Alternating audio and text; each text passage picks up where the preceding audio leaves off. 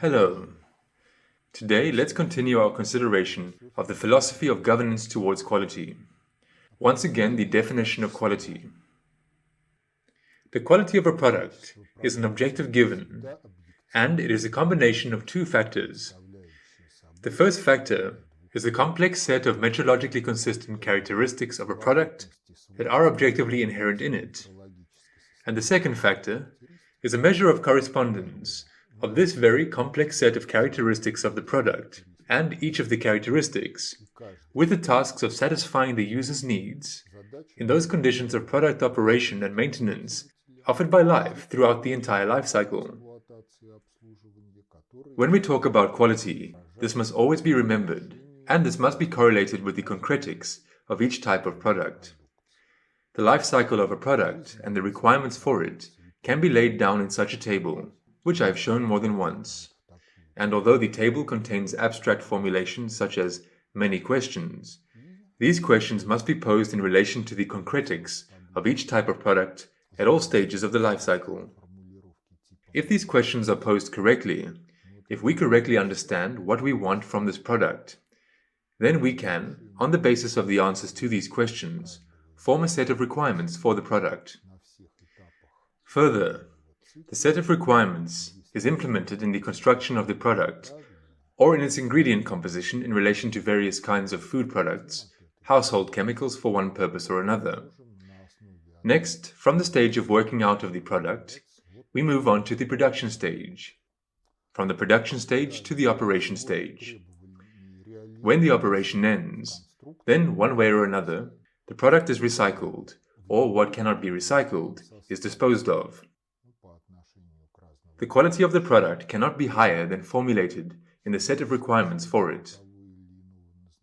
And then, at subsequent stages of the life cycle, the governorial task is reduced to not dropping the quality lower than that formulated in the set of requirements. That is, not to drop it constructionally, not to drop it by manufacturing defect, not to drop it by inadequate maintenance during operation, and in the process of recycling and disposal too, not to do what should not be done.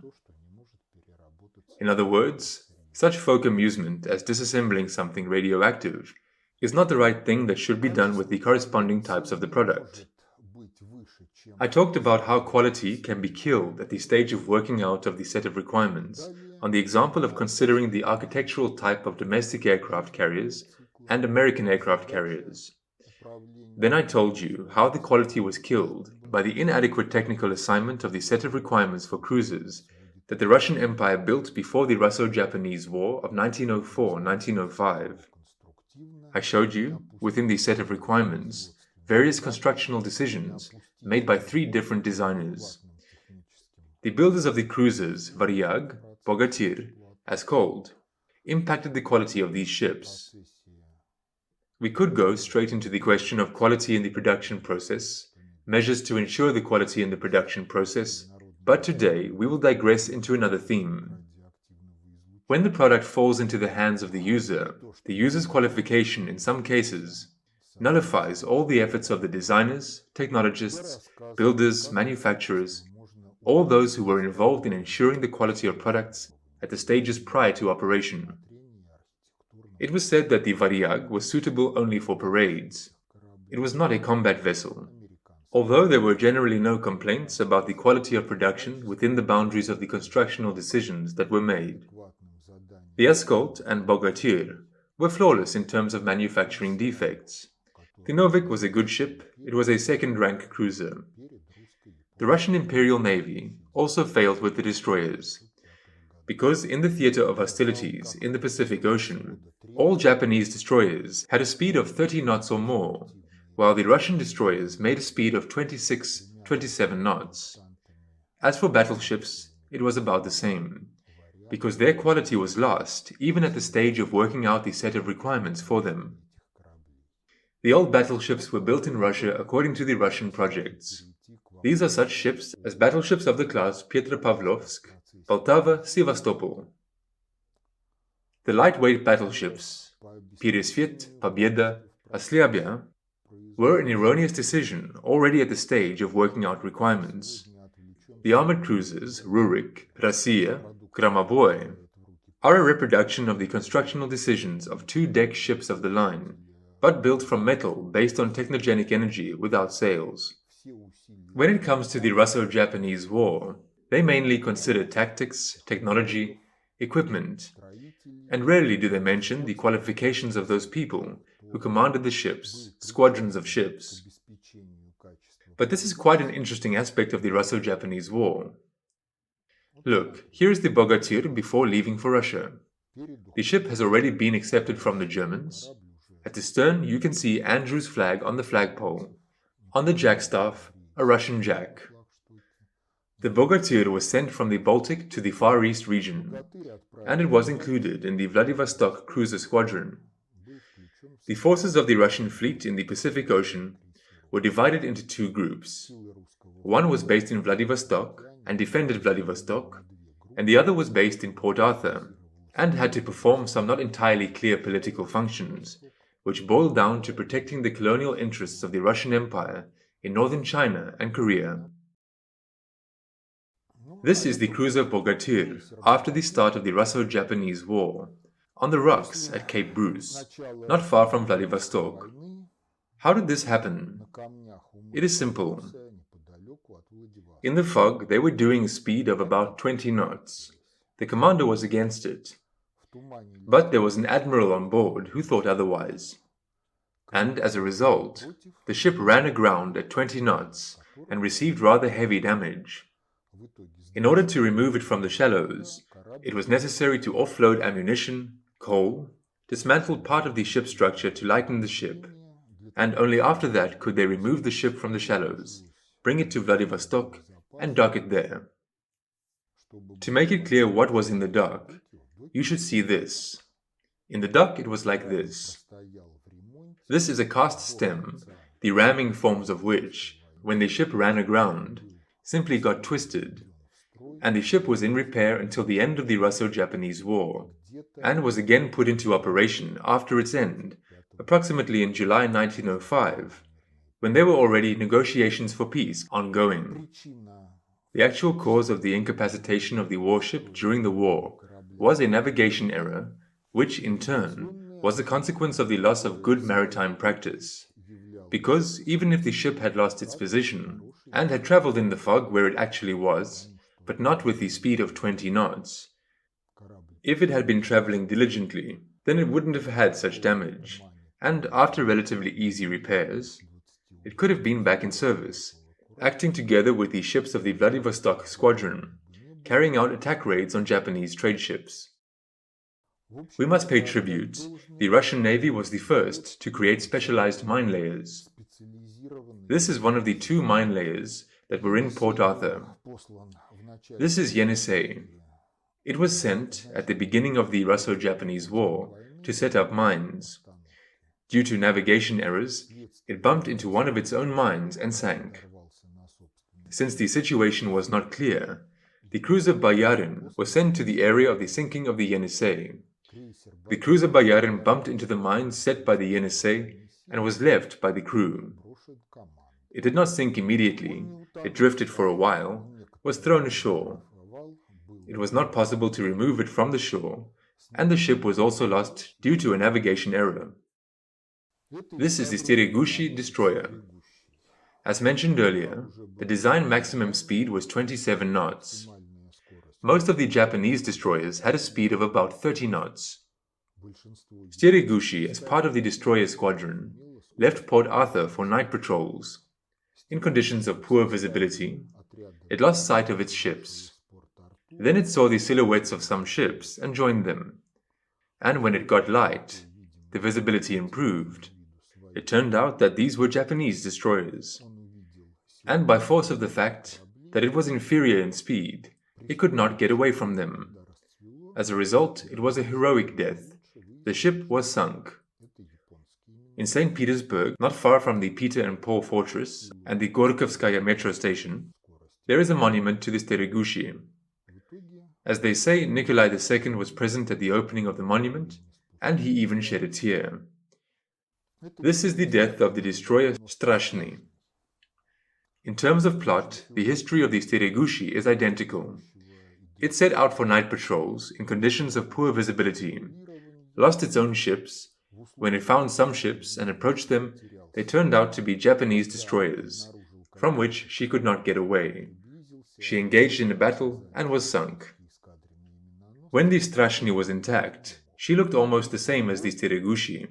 Perhaps in some small details there were differences.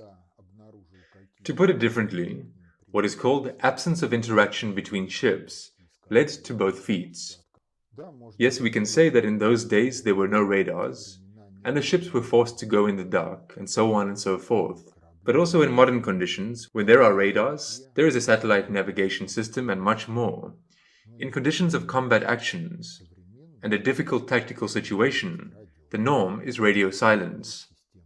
That is, all radio transmitting devices are turned off, and some of the radio receivers are also turned off, because the ship can be detected by the emission that is characteristic of radio receivers in their operating conditions. It is wrong to think that the radio does not emit anything when it's operating. So this is all the result of the fact that before the start of the Russo-Japanese War, the Empire invested in balls, Schubert's waltzes, the crunch of French rolls, lackeys, but it did not invest in the development of its combat power and combat training of the army and navy, in order that such tragedies as damage to the Bogatyr would not occur, as well as the death of the Yenisei, the death of Boyarin, the loss of a place in the squadron by the Steregushchy and by the Strashny in conditions of poor visibility. The ships should have sailed a lot, alone, in squadrons, in different weather conditions, in conditions of different visibility, and then the statistics of such navigation tragedies would have been much lower than it actually was in the Russo-Japanese War. Look, 5 ships were lost not as a result of battles, but as a result of navigational errors. Yes, these ships were not completely perfect technically, but if in their place there had been masterpieces of engineering thought of that era, the inept use of them would have led to the same results. This is the battleship Petropavlovsk, the last series of independently designed in Russia and built ships of this class. Subsequent ships, the Tsarevich, designed and built in France, the Rytvizan, designed and built at the Khrabryy shipyard, the same one that built the Varyag. Battleships of the Borodino type that participated in the Battle of Tsushima are a reworking of the French project Tsarevich. Well, one can't say that the ship was successful, because when Stepan Osipovich Makarov studied the questions of unsinkability and combat stability of ships when they received combat damage, he experimented with the model of the Petropavlovsk. It turned out that the ship was doomed to capsize should one of the engine rooms be flooded. In fact, its engine room was divided by a longitudinal watertight bulkhead into 2 parts. In one part there was the right engine, in the other the left engine. And if one of the parts was flooded, the ship was doomed to capsize. This speaks about the design culture that was in the Russian Empire. This is a real photo. The explosion and death of the battleship Petropavlovsk. For unknown reasons, Stepan Osipovich led the squadron along the same course. The Japanese figured out a standard route and laid minefields on it. Although Stepan Osipovich was one of the founders of mining, nevertheless, for some reason, mine trawling of minefields on the way of the squadron was not organized and was not carried out. As a result, the Petropavlovsk bumped into mines and perished. And the Pobieda also bumped into mines, but the Pobieda survived. Initially, a panic arose in the squadron. They fired into the water, thinking that the ships were being attacked by submarines. This is also the case where, even if they'd had the most advanced ships, improper operation, tactically incorrect actions would not have allowed achieving the result that could have been achieved with a different use of these ships. Now let's go further. This is the cruiser Oleg.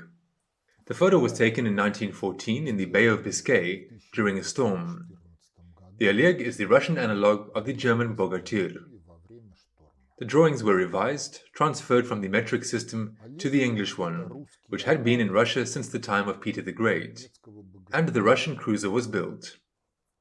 The Oleg took part in the Battle of Tsushima. She escaped death. The team was able to extinguish 3 fires that threatened the explosion of artillery cellars. Due to the fact that it was better armored, there were fewer deaths and fewer wounded people on her than on the Varyag and Aurora.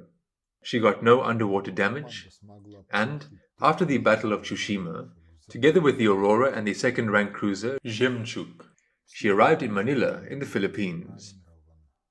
This territory was formerly a Spanish colony, and as a result of the Spanish-American War organized by the United States, the Philippines became part of the USA at that time. The American fleet was mainly based in Manila. After the end of the Russo-Japanese War, the ships interned in Manila were freed. Some of the damage received in the Battle of Tsushima was repaired, and after that they went back to the Baltic. The Oleg could barely crawl to Algeria. Algeria is a port on the territory of the state of the same name, at that time a colony of France. The water heating pipes in the boilers had a leak. The condensers had a leak. This is a device where the steam, after working in the engine, flows, condenses, becomes water again, and after being cleaned from oils, from dirt that enter the steam during the operation of the engines, it again flows into the boilers. Boilers of steamers, starting around the 70s of the 19th century, were quite complex constructions. They could no longer feed on seawater. Therefore, the leakage of the condensers, when the brine enters the boiler water, is actually a threat to burn the boilers, the threat of water hammering in the steam engines, and accordingly, the threat of loss of driving performance and combat capability. Therefore, the Oleg was forced to stay in Algeria, receive repairs, and only after that did it move to the Baltic. Upon returning to the Baltic, the cruiser underwent a major overhaul, which lasted more than a year. That is, the technical resource of the ship was only enough to leave Kronstadt for the Far East region of the country and return from the Far East. Bogatyr, after she was commissioned, after the repairs in Vladivostok in the second half of 1955, she also returned to the Baltic. The crew on her was changed, and she set sail with the cadets of the Naval Corps as a training ship. The project is the same. The quality of the Bogatyr is German. The quality of the Oleg is Russian. Now the question may arise. Maybe the Oleg is some kind of singular exception? No, unfortunately, this is not a singular exception. This is a second-rank cruiser, Novik, built in Germany according to the Russian Tactical Technical Assignment, armed with 6 120mm guns. 4 guns could fire broadside, 2 guns remained on the other side, and could not participate in broadside. Please note that the ship does not have a wheelhouse. Several people are standing on the bridge, and under the bridge you can see something with glazing. This is not a wheelhouse. As you can see from the Novik model, which is in the Naval Museum, this is a kind of fence, like a modern bus stop with glazing around the outer steering wheel, and behind it, in the stern, there is a conning tower with a passage and a mushroom-shaped roof, which is standard for the Russian Navy, and serves as a collector for shell fragments. What is the technical assignment error? All the same, it was necessary to put 152mm artillery of the main caliber on this ship. And in this case, she could have fought more or less full-fledgedly with armored cruisers of the Japanese Navy and similar ships such as the Varyag, Askold, Bogatyr. The Novik was the speed record holder at that time. She did over 25 knots. After the battle on July the 28th, when the squadron tried to escape from Port Arthur to Vladivostok, the Novik broke through thanks to its speed, but the commander did not dare to go through the Tsushima Strait. She bypassed the island of Hokkaido, entered the present Yuzhno-Sakhalinsk to replenish coal reserves. In Port Arthur there was defective coal. They also saved on coal there. So the consumption of coal was increased. There the ship was found by the Japanese forces. After the battle, it was sunk. After the war, when Yuzhno-Sakhalinsk was handed over by Japan, the Japanese lifted the ship, put it into operation, but it ceased to be a record holder because during the battle its power generating system was damaged and the Japanese could not restore it. In the Japanese Navy, she already had 2 but not 3 smokestacks, and she did not do 25 knots, but she did around 17-18 knots.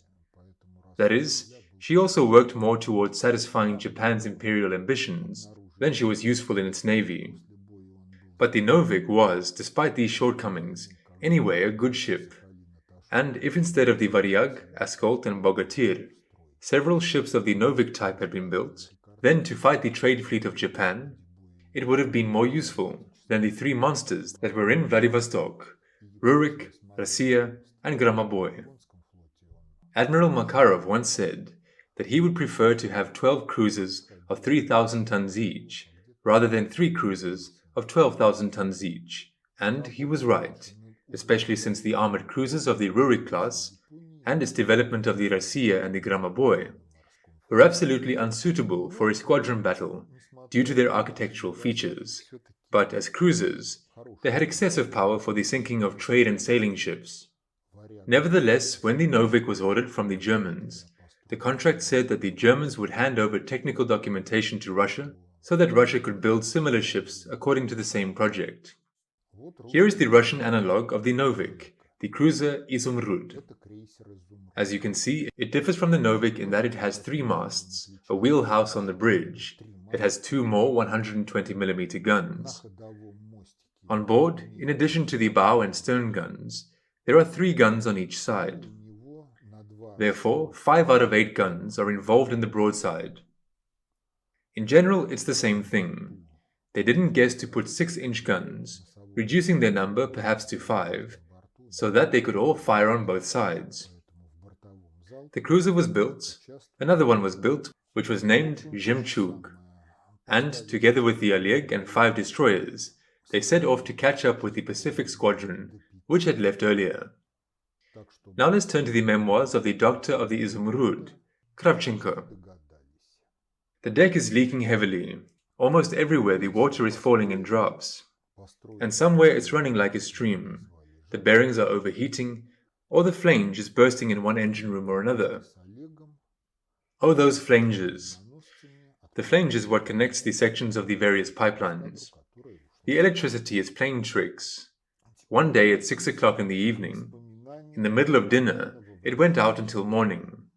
Some rushed to look for candles. Fragments of a broken dish rattled in the cabin. Of course, we didn't stock up on candles. So that day we had to dine in the dark, with short flashes of a pocket electric torch, and do without a second course. We are walking like Eskimos, sleeping under several blankets. Some sort of ear, head, and wrist covering got started. Large drops drip onto the chest. Blankets are wet by morning.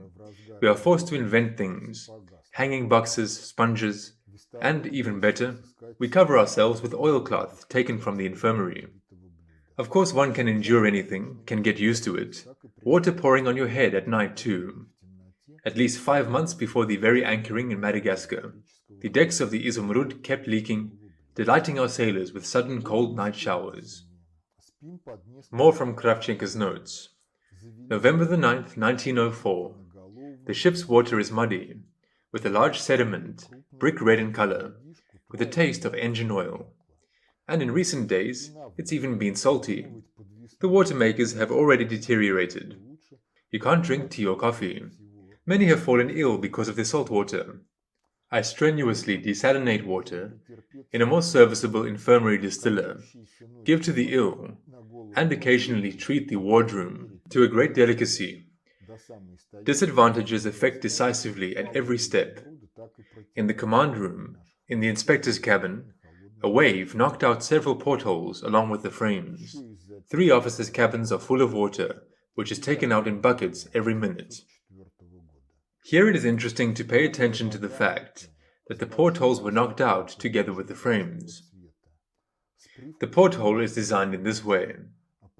There is a hole in the ship's hull, into which the porthole frame is inserted, and on the basis of certain sealants, it is pressed from the inside by a corresponding cover. In this frame there is glass, and on the inside there is a cover, which in the open position is fixed via special latches. and in the lower position there is a wing nut that presses it against the perimeter of this very frame. That is, in order for the portholes to have been knocked out together with the frames, the openings for the portholes must have been significantly larger than it should be normally for the installation of a porthole. Further, Kravchenko also notes the fact that the portholes on the Izumrud and Zhemchug were not made of copper alloys, as it was customary, but of some kind of steel, because copper in seawater and in sea dampness of the ship does not oxidize. Therefore, everything that could rust, including wing nuts and covers, got rusted, and the portholes also did not close properly. Moreover, please note that the bottom row of portholes on the Izumrud is located quite high above the waterline, at approximately human height, even more. You can see that the people are standing on the deck, but not at a height within a meter, like the bottom row of the portholes on the Aurora, Varyag, and many other ships. To put it differently, the quality of construction leaves much to be desired. Kravchenko continues. On November the 23rd at 9 o'clock in the morning, not having gained fresh water, we left Tangier, this is a port in northern Africa, together, Oleg and Izumrud. We have very little fresh water. In addition, something is wrong with the stern engine. Water has leaked from there, and white steam instead of smoke is escaping from the stern smokestack. If white steam escapes from the smokestack, this means that at least one of the boilers has a leak, and it's a large leak, and boiler water spills into the furnace, from where it, together with the smoke, escapes into the atmosphere. 7:30 p.m. Stop the engine. In 2 boilers the water has leaked out. The Oleg has gone far ahead. With a signal into the sky by flashes of the searchlight, we request permission to go to the nearest port of Malaga for water. Malaga is a Spanish port in the Mediterranean. Let me explain. With signals into the sky by flashes of a searchlight, ship searchlights, they are quite large. Here on the Izumrud, you can see a searchlight in the front of the forward mast. Behind the bow gun, there is a kind of barrel on the platform. This is one of the searchlights. If they shine in clouds, even with a not very clean atmosphere, then this pillar of light will be visible many tens of kilometers away, including from beyond the horizon. Therefore, searchlights could be used to carry out such communication without radio communication at a distance of several tens of kilometers, simply blinking them in Morse code. The Oleg is fed up with our eternal malfunctions. It gives us a signal. Go, ellipsis, where, ellipsis, you want. The ever-malfunctioning Izumrud cannot leave this place in sooner than 2 weeks. All the water makers give salt water, no matter how much you repair them. How good Nevsky plant is, with its either inability or negligence. Take for example such trifles. Our portholes hardly open, because iron bolts, but not copper, are inserted into their locks, which quickly rust, and it's extremely difficult to pull them out. The deck, of course, leaks, as before. Not 1 but 3 drops per minute fall on my chest. How many per night falls on my chest? I solve an arithmetic problem during hours of insomnia. For some reason it's not possible to cork it, and there are so many such annoying little trifles at every step. They would not make us so angry if our main essential one was in proper order, but alas, we cannot boast of anything. Another episode from this voyage. Before the Suez Canal, the commander of this catching up group, the commander of the cruiser Oleg, captain of the first rank Dobrotvsky, decided to see what the ships were suitable for and did full speed. After a few hours of full speed, breakdowns began. Of the 5 destroyers and 2 cruisers, the Oleg and Izumrud, only 2 ships were able to do full speed for several hours. But this was not the Oleg or the Izumrud. If we talk about the Oleg, then during the tests, the cover of the low-pressure cylinder of one of the engines was knocked out. Upon returning from testing, the condition of the engine was revised, and it turned out that the low-pressure cylinder was cracked, and there were deep grooves in it. That is, something initially fell into the cylinder. Some debris had not been removed. As a result, they ordered a new cylinder, which they did not have time to manufacture before the cruiser left for the Far East region. The crack was sealed, its ends were drilled and filled with lead plugs. But since there was a risk of a cylinder rupture, another shut-off valve was included in the steam pipe system, which, in the event of an accident, was supposed to disable the low-pressure cylinder of the malfunctional engine. But unfortunately this was not needed, and the cruiser from the Far East region returned without accidents in the engine to the Baltic, where she was repaired, and the cylinder apparently was replaced. Such was the quality of the construction. If we talk about the battleships that went to Tsushima around Africa, and that the meeting of both groups took place in Madagascar, then it was about the same. If you look at the memoirs of the voyage, you will see that the regular squadron stopped due to breakdowns in the engines of one or another ship.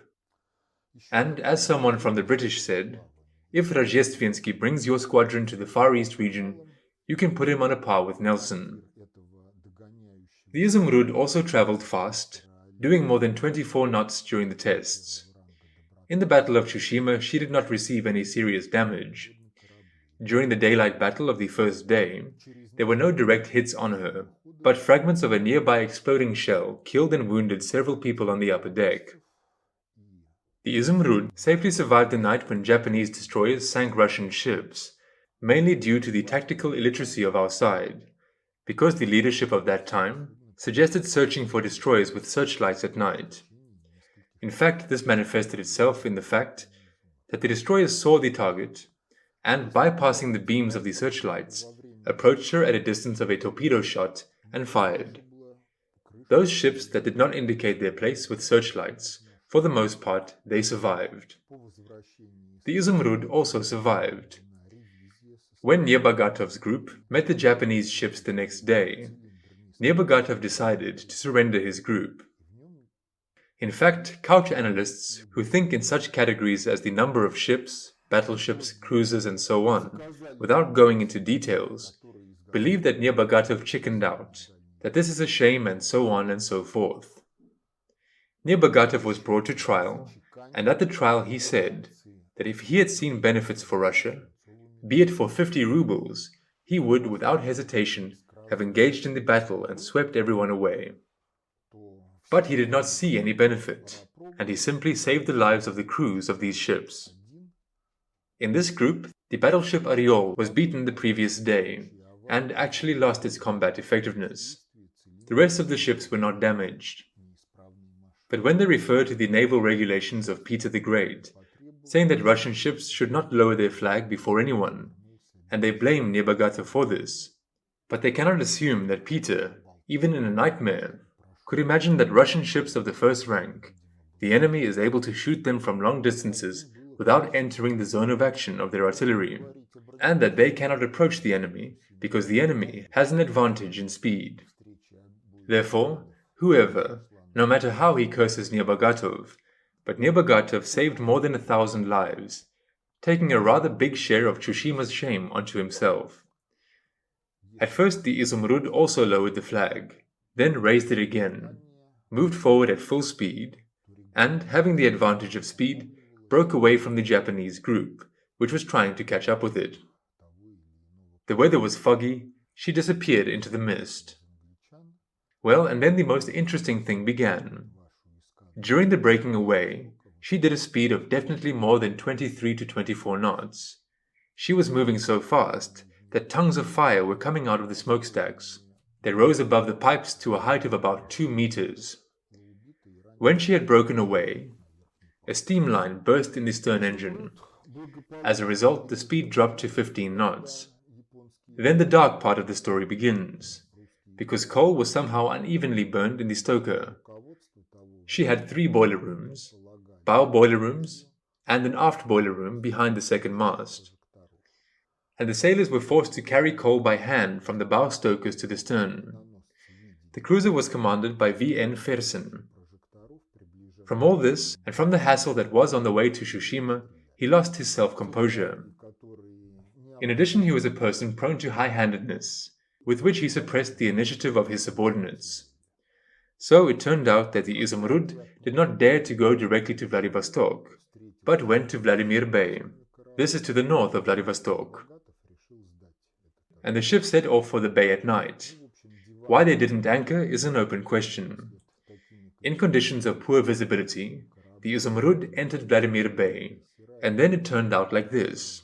This is what is left of the Izumrud.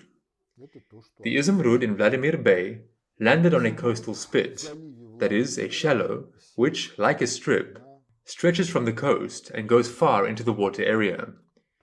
Then interesting things begin. According to the official report of the commander, they were moving with all possible caution, at a speed of about 4 knots. There were about 10 tons of coal on board, which was clearly not enough to get to Vladivostok from Vladimir. They entered Vladimir Bay in order, as they hoped, to replenish coal reserves there, and doing a 4-knot course, the cruiser, 110 meters long, with a displacement of 4,000 tons, climbed into the spit in such a way that at the time people fell. It had a roll of about 30 degrees, and at 2/3 of its length, it was on the spit and rose above the water by more than half a meter. According to the version presented by A.S. Novikov Priboy, in Tsushima, in the dark, in conditions of poor visibility and the absence of coastal navigation support, the Izumrud was moving at a 15-knot speed, and then everything was the way it was described. There is reason to believe that Baron Fersen and his subordinates lied in the official documents, because a ship with a displacement of about 4,000 tons, a length of 110 meters, at a speed of 4 knots, is very poorly governed by the rudder. He should have steered the ship with the engines of the right and left sides, going alternatively forward or backward, in order to help the rudder at low speeds. This is one point. The second point, at 4 knots, the ship could not find itself on the sandspit, having risen more than half a meter above the water level, having received a roll of 30 degrees. The crew made attempts to get out on their own, but failed. And Baron Fersen ordered to blow up the ship without conducting a council of war, as prescribed by the regulations. Then the team went ashore, and on foot went to Vladivostok. Since Baron Fersen did not surrender to the Japanese, for this he received an award weapon, rose to the rank of admiral, and after the February Revolution, he retired and lived in Estonia, which had separated from the Russian Empire during the revolutionary upheavals of 1917. But in fact, he is the culprit of making the ship run aground and destroying it for no reason, in essence at least a premature destruction. The Japanese arrived in Vladimir Bay a month and a half later, made sure the cruiser was of no value, and left Vladimir Bay. However, at the end of the war in September 1955, the wreckage of the Izumrud in Vladimir was examined by a Russian commission, which took these photos. At least 35 tons of coal remained on the cruiser at the time of its grounding. This commission found about 30 to 35 tons of coal on board, even after fires in the coal pits. Moreover, the coal pits of only the first and maybe the second boiler room survived, because, as you can see, everything in the stern, from the first smokestack on the ship, was destroyed. Here, of course, there is a combination of many factors, but the fact that Baron Fersen lost his self-composure, and, having lost his self-composure, destroyed the ship, is largely conditioned by the quality of this ship's structure. Now I will quote to you something else that explains such a gap in the quality of the structure of German ships and their Russian analogues built in Russia. Second-rank Captain Gavrilov oversaw the construction of the lead cruiser Novik in Germany. He noted, "Not a single zolotnik of excess metal was brought onto the slipway. A zolotnik is a measure of weight. There is no chisel. All the holes are exactly the same." He talks about holes for rivets. This phrase speaks of the accuracy of cutting metal for hull structures and the accuracy of marking to make holes for rivets in a workshop that produces hull parts supplied to the slipway. Gavrilov paid attention to this, since this was the level of technological culture unattainable for Russian plants of those years. In Russia, parts of hull structures were cut in the workshop with large allowances and were adapted in terms of size and place. The holes for the rivets were also drilled in place. already on the slipway during the assembly of the hull, and after the riveting was completed, the excess metal was cut off the edges of the sheets with chisels on location, after which the riveting seams were caulked to ensure their watertightness. But apparently they were caulked only in the underwater part of the hull, because when the Aurora went out for testing and found herself in her first storm, the riveted seams in the upper part of the hull received a leak. Next, I'll show you another rather sad photo. In the foreground, there is the wreckage of the bottom and the second bottom of the cruiser Vityaz, which was laid in the new Admiralty in a wooden hangar. This is 1901. The wooden hangar is from the days of the construction of wooden sailing ships of the line. The hangar burned down. The structure of the cruiser Vityaz, which they had begun to construct, was also burned down. You see, the fire was so strong that under the impact of temperature, the hull is unrecognizable. Everything is deformed under the impact of temperature stresses and settled. The neighboring workshop also burned. There was another stone hangar on the side, from which the shot was taken. In it, there stood the hull of the battleship Oryol, which was being prepared for descent. The stone hangar and the Oryol were able to be saved. The cause of the fire: one of the boilers in which rivets were made overturned, and the flame fell on some pieces of wood. There were many pieces of wood because they were needed to fit the metal. All sorts of templates according to which the metal was adjusted was made according to the task, and made of wooden constructions. Plus the scaffolding was also made of wood. A 19-year-old worker, a guy from some NOOSPHERE village, died in the fire of the cruiser and the hangar. Why did he die? When the fire started, one of the brigades was fitting a sheet of the second bottom on location. And in order to fit this sheet on location, the guy was lowered onto the section of the second bottom, covered with a sheet from above, and the sheet was bolted, after which they began to make marks for holes and rivets. When the fire started, they simply did not have time to open the bolts and release the man. He was burned alive. This is the question of the fact that quality is done not only at the manufacturing enterprise itself. The quality of the product is conditioned by the general culture of society. And those peasants who came to do seasonal work in order to earn money, and became workers of St. Petersburg factories, including shipbuilding, in terms of quality and production culture, they were not competitors to industrial workers in Germany. What's more, you should bear in mind that at the time of the construction of the Vityaz, about 85% of the population of the Russian Empire were illiterate. In Germany, the majority of workers at that time were already literate, and accordingly, the level of general culture and the level of industrial culture in Germany was head and shoulders above what we had in Russia. This is another ship of the Russian Navy, the gunboat Khrabryy. She was built in 1894, commissioned in 1895. Her first commander was Stepan Arkadyevich Voevodsky. After the Russo-Japanese War, Voevodsky was the first assistant of the naval minister, and then the naval minister. During interrogations, A.V. Kolchak also talked about Voevodsky's activities as minister. In general, the All-Russian Extraordinary Commission, among other things that were during the interrogations of Kolchak, raised the theme of the readiness of the Navy and the preparation of the Navy for First World War. Kolchak directly accused Voevodsky of protracting the implementation of shipbuilding programs for 2 years. The question was asked, was it done on purpose or not?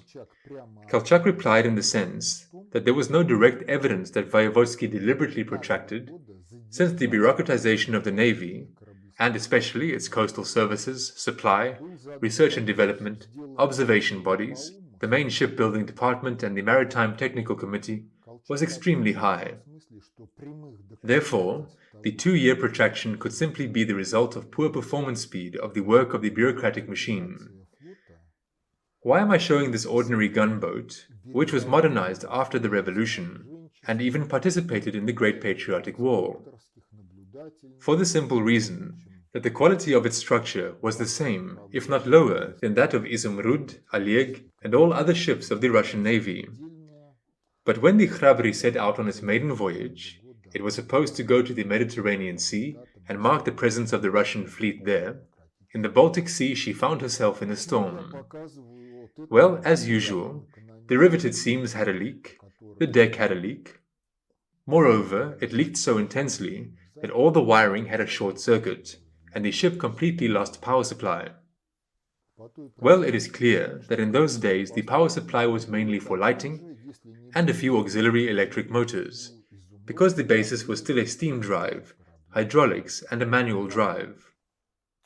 But nonetheless, the deck had a leak. The sides, their above water parts had a leak.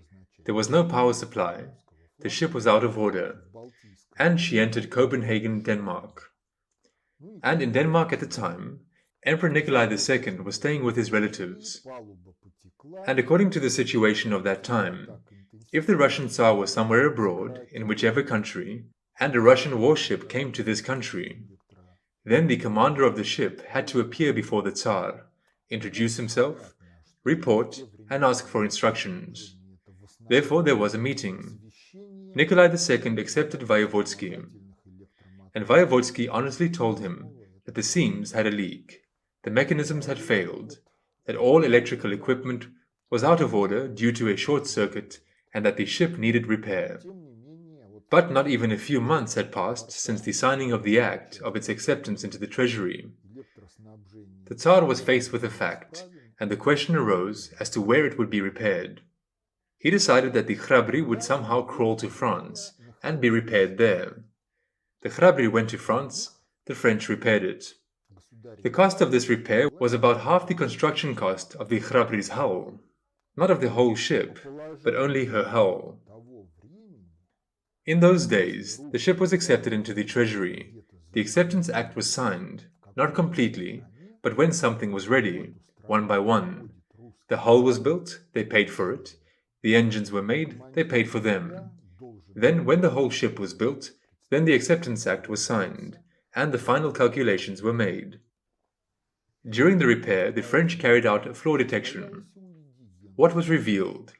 The armor plates on the armored deck, which was inside the ship and covered the artillery cellars, boilers and engines, in some cases had a mismatch, and the distance between them was several inches, that is, around 10 centimeters.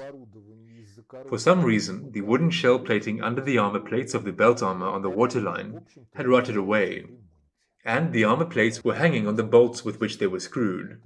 Therefore, the French had to dismantle the entire belt armor and reinstall it. Moreover, dismantling the belt armor was hard work to do, because the plates were attached to the ship's hull with special bolts. There were several holes in the plate. Behind the plate in the hull, there were also holes into which the bolts were screwed. And when the bolt was screwed in, the plate fell into its place, and then the bolt head was simply cut off. Well, you yourselves understand that ripping out these bolts without destroying the hull at the points of their attachment, this was a special theme. Nonetheless, the French did the whole thing. I am telling you this episode with the Khrabryy for the simple reason that it took place 9 years before the start of the Russo-Japanese War. And 9 years before the Russo-Japanese War, using the example of the commander's sincere report of the Khrabryy, Emperor Nikolai II knew for sure about the actual state of affairs in domestic military shipbuilding. And nevertheless, over the last 5 years of the 19th century, and over the first 5 years of the 20th century, nothing was done in Russian military shipbuilding to raise the quality of ships to a level, well, if not German, then at least to a qualitatively higher level than the quality of construction of Oleg, Izumrud, Zhemchug, the battleships that perished at Tsushima. Further, after the Russo-Japanese War, nothing changed, judging by what I told you about the cruisers that were built in that era. The battleships Slava and Tsesarievich took part in the Munzen battle. The Slava received great damage, could not pass through the Munzen Strait, and was sunk there, blocking the entrance from the Gulf of Riga through the strait to the Gulf of Finland. The Slava before that was under repair and modernization. When she entered the battle at Munzen, the bow turret of the main caliber was out of order after the third salvo, as a result of the manufacturing defects made during the modernization, if I'm not mistaken, by the metal factory. This is the story of quality and its impact on the combat efficiency of the Navy on the eve of the Russo-Japanese War and after it. Once again, quality is not only the quality of an enterprise's work. The quality of work of any enterprise cannot be higher than the general culture of the society in which the enterprise operates. That's it for today, because to start the next theme, it will also take an hour and a half. All the best, and until next time.